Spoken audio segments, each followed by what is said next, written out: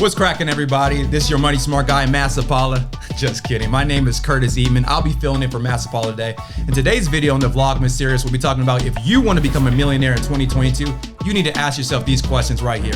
We'll get started in 3, 2, 1. Never short stopping, now I'm winning like I'm Jeter. Steady through the rigor, yeah, I'm getting bigger. Was fighting in them trenches, now I'm making 7 figures like... Welcome back to the 7-Figure Squad, and today I'll be filling in for money smart guy Sapaula. And as you probably already know, on his day job, he runs a national insurance agency where he coaches and develops entrepreneurs. I am one of those entrepreneurs, and today I have some questions for you so that when you walk in your 2022, that you could become a first-generation millionaire as well. Before we get started, you're probably wondering, why would you even listen to me? Well, this is the 7-Figure Squad, so we were blessed to become millionaires before we were 30 years of age. My background is in basketball, so we'll take that competitive spirit and turn it into business, where today we run a national agency alongside my wife. We're able to run a real estate investment firm where I have double-digit properties. We've been able to travel the world. We also host a channel called The Preneur Life, where we teach people how to increase their profit, their passion, and their purpose in their respective industries. And now that you know a little bit more about me, let's talk about these questions that can help you as well. So let's get right into it. So a little bit about me. I come from a 2-parent home where my mom's a teacher. My dad's an aeronautical engineer. But me growing up, I had 2 different perspectives. And me growing up, I saw my mom. And the funny joke with her is that they all say that she followed me to school, hasn't left to this day. She's been in that industry for over 30 years. So I got a lot of my passion and wanting to impact other people through my mom. Other side was my dad. My dad served our country Navy first. And then I saw him also be able to finish schooling, where he got his master's in USC. And in that position, then he becomes an aeronautical engineer. And he made tons of money. He does very well for himself financially. However, what I noticed is he always had to work over 80 hours a week. And he used to commute literally from an hour and a half every day, 3 hours a day, 15 hours a week. So every time I saw him, it was pretty exhausted. But what I saw was the discipline to be able to provide for his family. So all those different traits I saw. But one thing I noticed really quickly is that, I saw the time with my mom where she had time, but she didn't really have money. My dad had all the money in the world, but he really didn't have too much time. And I just wanted both. And so I would turn on the TV again. I would see people shooting orange balls around hoops, making millions of dollars for it. I see their families in their front rows, traveling the world, doing all these different things. I saw the influence, I saw the impact, and I said, I want to do that too if I can. And so I started playing basketball since the age of 4 years old, loved the game, became an All-American. They told me that I was good enough to go to the NBA, and my whole mindset was, man, I'm going to be able to save my mom from her position. I'm going to pay her what she deserves. I'm going to get my dad out of commuting each and every day. I'm going to get him out of being exhausted. I'm going to position him where he could be free as well. And so I started playing basketball again, and went to University of Utah, became Division I. I went overseas and played in Australia and Puerto Rico. I was blessed to see the world through basketball, but for me, unfortunately, I got hurt, which happens to so many athletes. And I had to make a decision what my next best move was going to be. And so lucky for me, I had great alumni. And my alumni, they asked me these 3 questions that changed everything for me. And I think if you ask yourself these 3 questions too, it can also help you as well. And I remember the first question that they asked me was this: is it fair to say that 9 out of your 10 decisions have to relate with money? So I thought about it. And maybe you should be thinking about it as well. And I said, yeah, they do. It said, so if over 90% of your decisions have to relate with money, would it make sense to learn more about money? So that really had me thinking, if money had so much control over their lives, my family's lives per se, wouldn't it make sense for them to learn more about money? Which actually leads me to question number 2. So the second question they asked me was, Curtis, if 90% of your decision making has to relate with money, would it make sense to learn more about money? So they then brought me back again, thinking about my parents. And so what did they do? They did what we're supposed to do. They got their master's in business.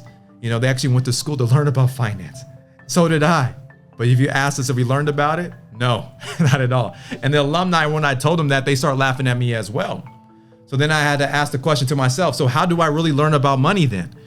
And so what I did is I went to those that were successful in business, and I got an internship. I applied for an internship, and I got to learn from consultants, other business leaders in the industry. And I started learning about their habits, their behaviors, their disciplines. And that literally changed everything for me.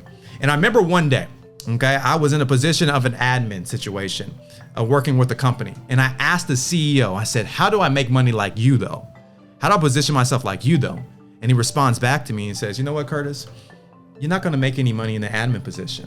Where you make money is if you understand sales. And if you really want job security, you also need to understand sales. I said, well, that's what I need to learn then. He says, are you really serious? I said, I'm very, very serious. He says, okay, come with me tomorrow at 9 a.m. He says, bring golf clubs if you got them. I'm like, all right. So I take the clubs with me. I go in, it's 9 a.m. I take my clubs and I go into his car. And I remember at this point in time, he has an M3 convertible, right? It's a BMW. I'm like, this car is so great. And he looks at me, he says, you like this car? I said, yeah. He says, maybe one day you'll be able to get one. He says, but put the clubs in the back. I said, okay. So I put my clubs in the back of his car. We drive to this very affluent country club. We pull in, the valet takes the keys. I'm taking my clubs out, thinking what? I'm about to go golfing, right? And he stops me, he says, Curtis, no. You're not golfing today.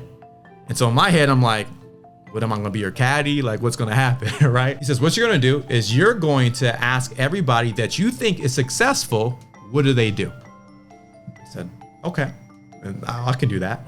And so he goes and plays the front nine with some of his colleagues. And in my head, I said, well, if you're successful, you probably are successful because you drive a nice car, right? That would be a default of being successful. So where's nice cars at? In the valet area of the country club. So I literally went to the valet employee and I asked him a question. I said, do you mind if I ask a couple questions? Like, I'm not soliciting anything. You know, he looks at me and he goes, well, you look like a college student, so it's probably homework, right? I literally waited for people to drive up. I'm seeing G-Wagons, McLarens, Ferraris, Bentleys. They're all pulling up. And I would stop them right when they get out the car. And I would say, hey, excuse me, ma'am. Excuse me, sir. I know you're about to go play golf. I'm not here to bother you or anything like that. I just have to ask a question. Like, what do you do? And they all respond. Insurance. I kept doing it again. Insurance. Doing it again. Financial services. Doing it again. Insurance. And I did this for 2 hours, by the way. And everybody was either in the industry of insurance or financial services. So in my head, I was like, well, this is a Tuesday morning.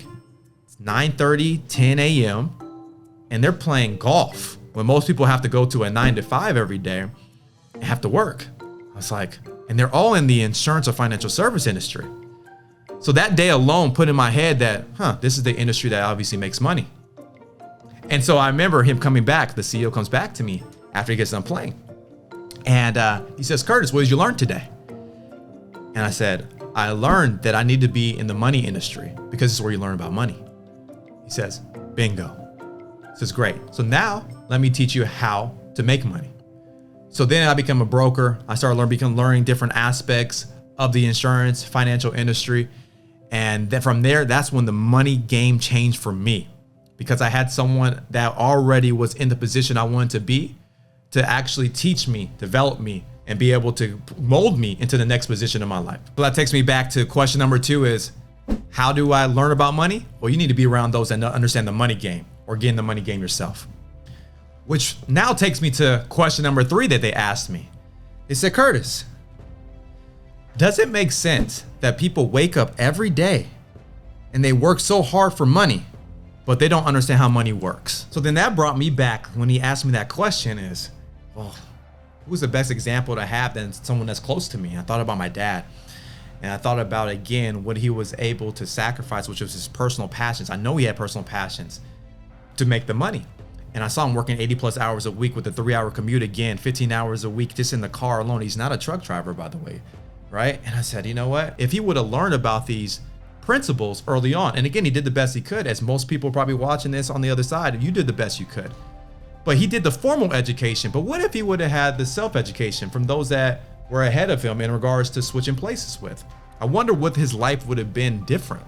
And so it really was being able to put into me that gave me the urgency to learn not just formal education, but also self-education for those that actually understand business, that understand finances, understand the money game. It's positioned me to understand real estate, investments, you know, to get double-digit properties, to be able to travel the world. I've been to Aspen, to Dubai, to Monaco, Puerto Rico, Puerto Vallarta, Cancun, so many different places. My kids been all around the world. They think that tattoos are literally stamps in their passport. That's the type of education that's been provided simply because of the examples that we said that we were able to see before us. And to me, legacy is all about setting up the next generation to do better. And of course, my dad could have passed on an inheritance, a bunch of money to me, but the principles I saw, right, and through his mistakes, through the principles of him growing, is actually the best lessons that he could ever teach me. because that makes sure that my kids are going to do better as well than me. And I hope they're watching me the same way. And so for us, it's been a blessing to be able to understand this, to be able to traject our family's lifestyle to move forward. Because of those 3 questions, everything in our life has changed. And if you're watching this, these 3 questions as well can change your life if you sit down and you really say, am I really in the position right now to understand the money game? Am I really in the position right now to learn these different aspects, these lessons, these mistakes that are all around me, because the world is literally our lesson if we're a student of it. And if you are a student of it and you ask yourself, you're very vulnerable, you really ask yourself these real questions. 2022 is going to be the year you become a multimillionaire. And I'm excited for that. Hopefully you guys gain a lot of insight of what your next moves could be to become a first generation millionaire. Now you might be asking yourself, what is my next move? Well, there's 2 videos you should be watching right now from Matt Sapaula, Money Smart Guy. The first video is Fix This First if you want to become a millionaire. And video number 2 is 1 skill that every millionaire masters. Thank you for watching this Vlogmas episode for the 7-Figure Squad. If you're on YouTube watching this, go ahead and subscribe, go ahead and hit the notifications so that you can be alerted when the next episode does come out. From Dallas, Texas, my name is Curtis Eatmon, and until we meet again, continue to live smart, continue to love smart, and be money smart today. Deuces.